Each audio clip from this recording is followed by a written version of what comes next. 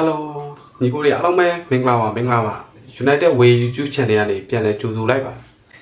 ကျွန်တော်တို့ဒီတစ်ခါမှာတော့เนาะ Super Computer ရဲ့တွက်ချက်မှုအရာပေါ့ Arsenal အသင်းက Champions League ဖလားကိုဒါကျွန်တော်တို့ရရှိဖို့တာပေါ့เนาะဒီ29.8ရာခိုင်နှုန်းအထိအခွင့်အရေးရှိနေရပေါ့လေဒါဘယ်လိုဖြစ်ပြိုင်ပွဲဝင်အသင်းအားလုံးတွေမှာအမြင့်မားဆုံးသောရှိနေတစ်ခုကိုရရှိထားရပေါ့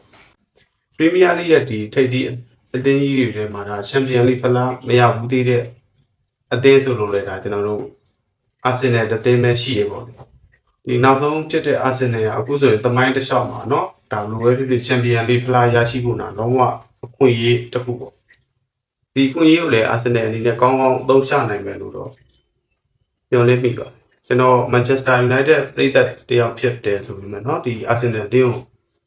တော့ Champions League ဖလားရသေးချင်ပါတယ်ဒါမှန်သောစကားပါเนาะလိုပဲဖြစ် Arsenal ပရိသတ်တွေလည်းသူတို့ရဲ့အသင်းကိုဒါ Champions League ဖလားရသေးရှင်ကြမှာကျွန်တော်လည်းရသေးရှင်ပါတယ် Arsenal နောက်ဆုံးမှာဒါကျွန်တော်တို့ Man City နဲ့ဘိုင်ယန်မြူနစ်ရှိရပေါ့လေဒီအစင်လာကြီးမားတဲ့အသင်းတွေရှိနေရဆိုပေမဲ့ Arsenal နဲ့သူတို့ရဲ့ကြားမှာကွာဟချက်တွေကအများကြီးရှိနေခဲ့ရပေါ့လေဒါဘယ်လိုပဲဖြစ်ထားလိုက်ပါတော့ဒါအကြီးမားဆုံးချော့ရစရာနောက်တစ်ခုရှိရပေါ့လေအဲ့ဒါပါလဲဆိုတော့ကျွန်တော်တို့ဒီ Champions League ဘယင်လို့ပြောလို့ရတယ် Real Madrid ပေါ့လေအများနဲ့လို့ Champions League ဖလားကိုသိမ့်ပိုက်နေတဲ့ဒီ Real Madrid ကတော့ဒါကျွန်တော်1.9ရာခိုင်နှုန်းကအခွင့်အရေးရှိနေရပေါ့ဒီကိုယ်အနေနဲ့ဘယ်လိုထင်ကြလဲဒီ Champions League ဖလားကို Real Madrid, Bayern Munich နဲ့ Man City, Arsenal ပေါ့လေဘယ်လိုပဲဖြစ် Arsenal ကတော့ပိုပြီးရှင်းနေကောင်းနေရပေါ့လေ